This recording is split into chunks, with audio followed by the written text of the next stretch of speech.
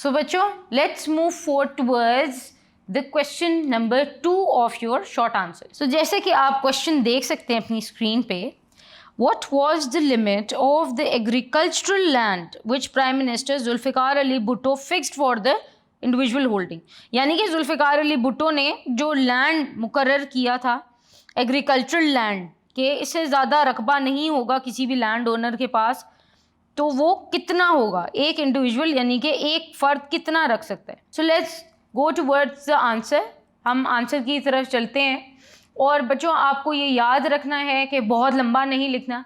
इसका आंसर आपने शुरू इस तरह करना है कि the limit of land ownership irrigated by canals was fixed up to 150 acres. ठीक है, 150 एकर्स तक।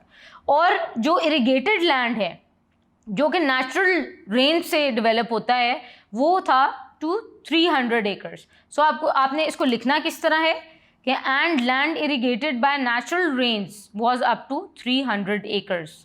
The land beyond these limits was confiscated and distributed among farmers and peasants.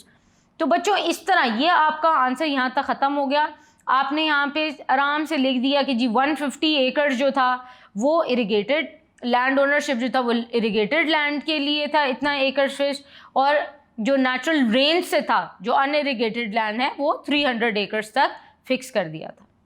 Let's move towards question number 3।